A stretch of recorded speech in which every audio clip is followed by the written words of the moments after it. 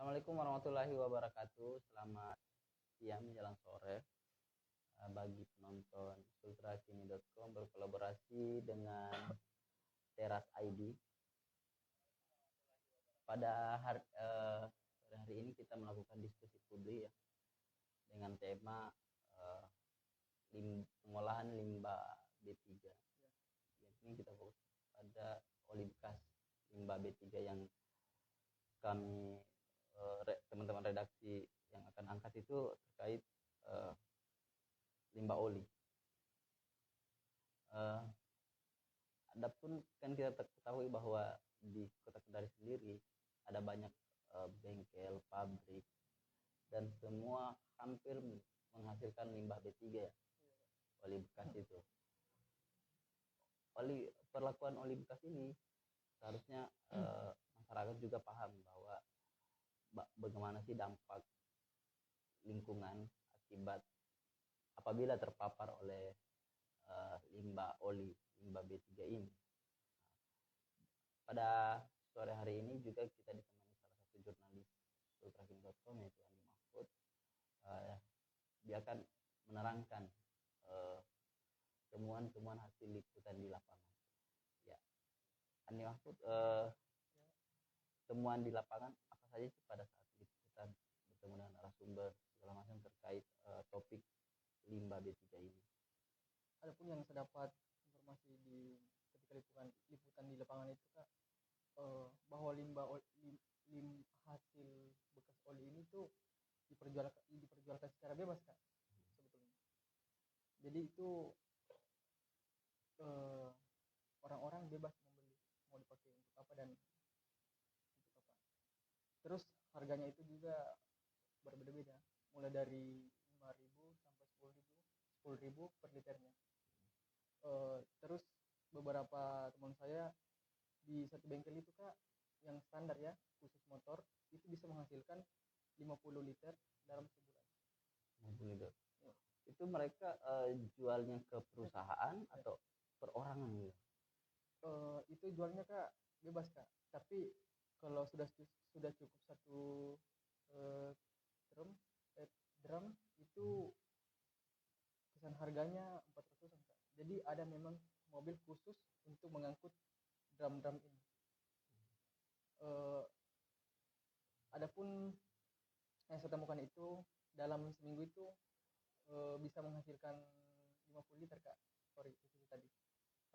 Kalau sebulan itu bisa menghasilkan 200 liter bahkan lebih dalam sebulan. Itu berapa drum? Kalau dari bengkel-bengkel sendiri kan yang kita tahu ya Kak, yang di lapangan itu beberapa bengkel itu setelah saya riset itu hanya satu sampai 2 drum sih yang mereka sediakan untuk masing-masing bengkelnya. Terus si bengkel ini apakah mereka tahu oli ini mau dibawa kemana dan peruntukannya untuk apa? Kalau dari pihak bengkel sendiri Kak, mereka juga tidak tahu mau digunakan untuk apa lagi hasil bekas oli ini untuk apa. Tapi kalau dari pihak bengkel sendiri, mereka kan juga butuh oli bekas ya Kak, untuk beberapa setting untuk motor kan dipakai di beberapa. Jadi itu mereka memperjualkan secara bebas Kak. Adapun yang bengkel yang di bawah itu mereka bisa menghasilkan 20 liter atau 25 liter per minggunya Kak. Kalau yang standar 50 liter dalam seminggu. Iya. Dari informasi yang saya dapat juga bahwa ada perusahaan di Kota Kendari yang mengklaim bahwa mampu mengelola limbah B3 ini menjadi limbah yang menjadi hal yang bermanfaat gitu. Ada satu perusahaan yang pernah diresmikan wali kota sebelumnya ya, di 2022. Pengelolaan limbah ini mengklaim bahwa limbah-limbah mereka itu memerlukan memproses gitu sehingga bisa bermanfaat lagi. Dan data yang saya dapat bahwa limbah mereka itu insulin mereka rubah menjadi apa, solar gitu, Solar. bahan yang apa, Bahan bakar ini. bahan bakar gitu, untuk mesin diesel. Dan saya juga belum tahu pasti apakah limbah oli ini mereka jual kembali atau apa, atau memang dipergunakan di perusahaan-perusahaan yang memang sudah kerjasama begitu. Di beberapa kasus juga pernah di daerah lain itu melakukan menggunakan hasil olahan inilah, hasil olahan limbah oli ini menjadi solar atau bahan bakar, namun mempunyai efek gitu. Dia tidak bisa bertahan lama mesinnya itu, sehingga meledak lah. Salah satu PLTU di Sulawesi Selatan. Dan sejauh ini kita juga belum pernah update ya, baik itu media sosial ataupun secara terbuka. Saya juga sempat konfirmasi dengan pemilik perusahaan itu bahwa enggan untuk berkomentar terkait pengolahan limbah yang mereka jalankan pada saat ini, apakah mereka masih berlangsung atau tidak. Dan ini menjadi pertanyaan masyarakat juga. Terus kalau limbah B3 oli ini tidak dikelola secara baik, mereka buangnya kemana gitu? Mereka menampungnya kemana? Terus dari teman-teman aktivis lingkungan sendiri menyoroti bahwa limbah B3 ini perlakuannya berbeda dengan limbah-limbah lain gitu. Mereka harus menyimpan di wadah yang khusus untuk dibawa, dan itu tidak boleh menetes, tidak boleh mencemari yang lain gitu. Ini yang menjadi perhatian pemerintah juga, bahwa apakah dinas-dinas terkait selalu melakukan pengecekan atau bagaimana terkait limbah B3 ini. Kan sejauh ini kita belum pernah, teman-teman di media juga saya perhatikan belum pernah ada yang dimuat juga terkait update terkait limbah B3 ini juga. Selain itu ada kecenderungan ya, limbah B3 ini juga dijual secara ilegal begitu ke perusahaan-perusahaan tambang di daerah-daerah tambang. Kita juga tidak tahu pasti apakah digunakan untuk di alat berat atau bagaimana, dan bagaimana mekanisme penggunaannya itu. Kalau di Mahfud sendiri yang didapatkan gitu, apakah ada hal yang sama gitu dengan hal yang seperti saya katakan tadi, atau memang ada motif-motif yang berbeda? Kalau saya Kak sendiri itu sama seperti kakak yang bilang tadi, ada beberapa yang sama dan ada juga yang berbeda. Jadi kalau kan bengkel-bengkel di Perkenari itu sebenarnya kan ada ratusan Kak, mulai dari motor dan mobil ini. Jadi ada banyak, dan mereka pihak bengkel juga tidak tahu dampak buruknya akibat menetesnya atau menetesnya sampai ke bahu jalan atau ke tanah begitu, got. Mereka juga tidak tahu Kak dampak-dampak bahayanya, dan mereka hanya tahu memperjualbelikannya dan menggunakannya. Untuk bengkel sendiri yang di Mahfud temui di lapangan itu, apakah mereka memiliki izin memang untuk terkait menyimpan ataupun mengelola limbah itu? Gimana sih perjualbelian itu? Apakah memang ada izin dari pihak dinas lingkungan hidup atau apa segala macam yang menyangkut hal itu? Mereka mengantongi izin nggak atau tidak? Apakah ada hal lain? Beberapa bengkel yang saya temukan itu Kak, kalau untuk sekarang itu ada 3 lokasi. Yang pertama itu di bagian Kambu, Wahua, dan Beruga. Yang saya dapatkan ini kebanyakan sih yang belum ada izin Kak, tapi ada juga yang ada izin sih. Cuma kebanyakan sih belum ada izin gitu. Jadi mereka secara bebas lah untuk menyimpan limbah-limbah ini dan memperjualbelikannya. Eh, apakah mereka juga sampaikan terkait eh, apakah ada orang dinas begitu yang turun langsung menyampaikan ke mereka terkait mekanisme untuk pengemasan limbah B3 itu, atau mereka tidak pernah sama sekali mendapatkan hal itu, mendapatkan edukasi begitu ke bengkel kecil maupun bengkel besar. Kalau untuk sekarang Kak, mungkin ada tapi sangat minim ya kalau untuk di Kota Kendari sendiri, karena untuk sekarang itu masih kurang lah tentang pemberitahuan dan pemberitahuan tentang bahaya limbah dari oli bekas ini. Jadi masih sangat minim untuk dari DLH sendiri. Kalau narasumber yang ditemui sendiri di lapangan, apakah mereka juga tahu bahaya dari membuang sembarang oli bekas ini? Kalau dari narasumber sendiri Kak, mereka juga tidak tahu sih bahaya dari limbah itu sendiri ini, karena beberapa yang saya tanya itu mereka hanya tahu itu mereka hanya menyimpan dan memperjualbelikannya. Selebihnya tentang bahaya dan lain-lain itu mereka tidak tahu kan. Mungkin karena kurangnya literasi dan himbauan mungkin dari pemerintah sendiri. Kalau untuk kerjasama sendiri, apakah memang kerjasamanya sudah ada kontrak mereka antara perusahaan atau bebas siapapun yang datang kebetulan stoknya ada mereka ambil, atau gimana sih cara menjual mereka itu? Kalau dari narasumber sendiri Kak, itu kan beberapa yang saya wawancara itu kan mereka melihat yang mengambil oli bekas ini di drum-drum itu yang menggunakan mobil pick up itu orangnya berbeda-beda terus Kak. Jadi kayaknya masih secara bebas Kak.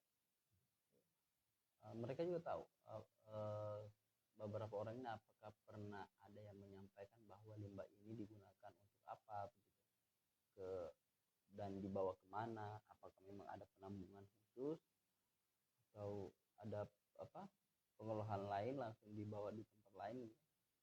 Beberapa yang saya temukan di bengkel-bengkel, mau itu yang kecil atau sampai yang besar, mereka mengatakan mereka juga kurang tahu.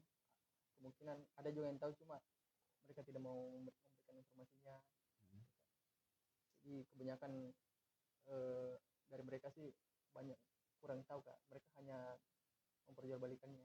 Jadi selepas dari itu mereka tidak diberitahu lagi untuk digunakan limbah oli ini untuk apa.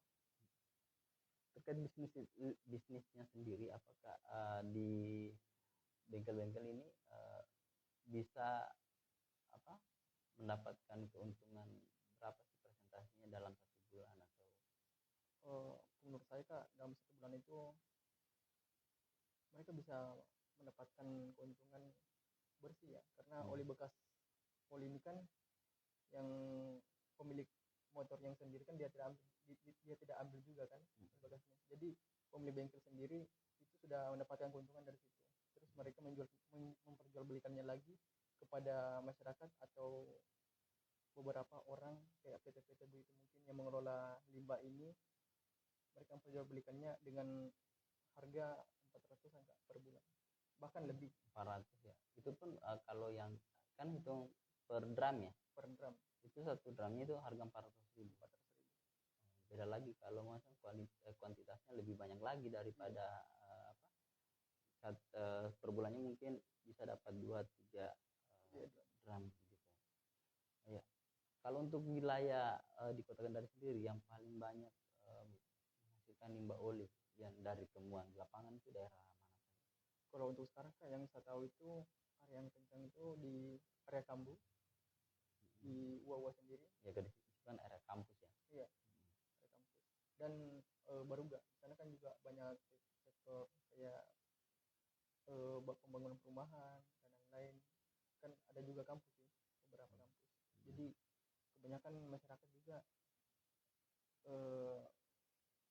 seringnya untuk mengganti oli-oli mereka. Jadi pihak bengkel sendiri itu sangat menguntungkan bagi mereka karena tidak ada pengeluaran lagi untuk membeli oli bekas ini kepada si pengganti oli ini.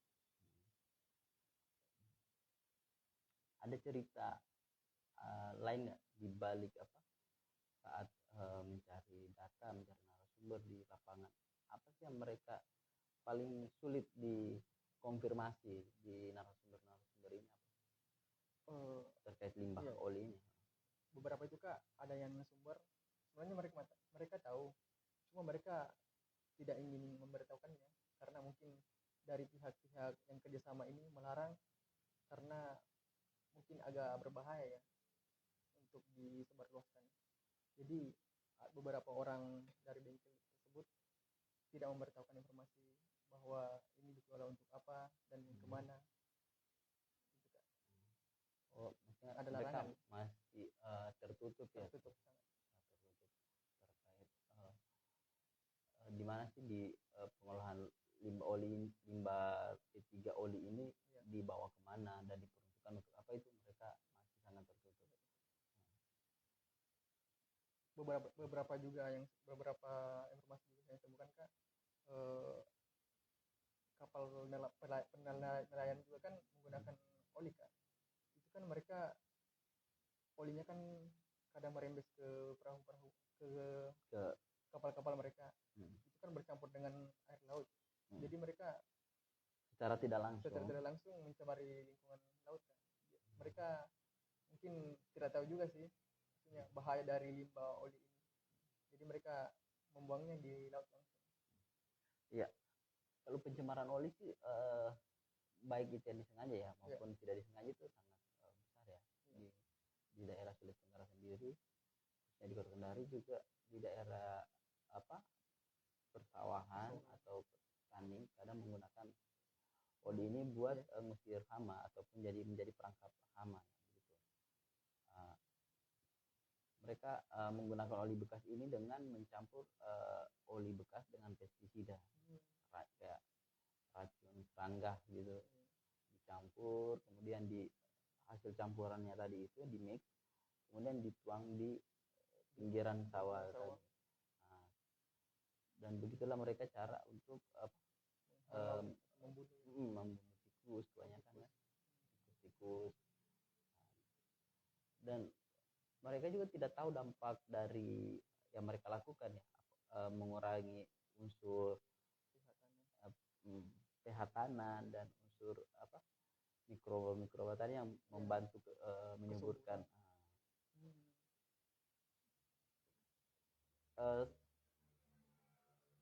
Di perusahaan salah satu perusahaan yang sempat konfirmasi sendiri itu untuk keterbukaan terkait limbah B3 itu masih sangat sedikit ya, informasi yang kita dapatkan. Kemarin sempat konfirmasi, namun beliau enggan untuk berkomentar terkait bisnis yang dia jalankan terkait limbah oli. Apakah untuk saat ini masih jalan atau tidak, saya belum tahu begitu. Apakah masih berjalan secara baik atau tidak. Beberapa yang saya temukan juga Kak, katanya ada beberapa perusahaan yang menyuling kembali limbah bekas oli ini, oli bekas ini menjadi oli kembali katanya.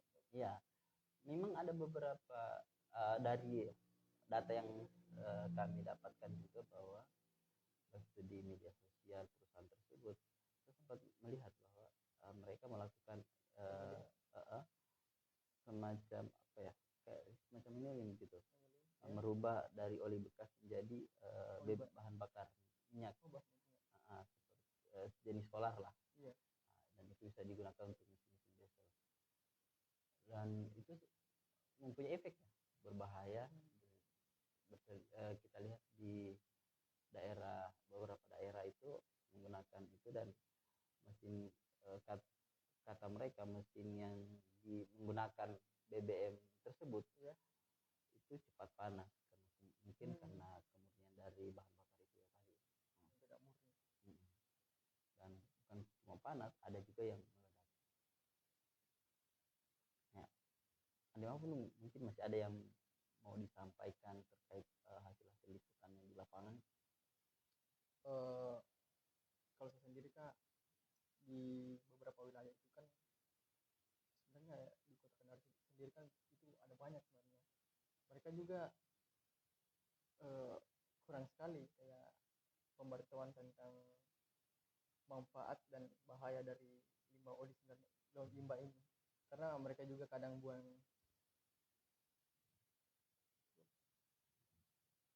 Ya, mungkin dari hasil diskusi kami publik kami hari ini mungkin kami cukupkan ya untuk hari ini Ya.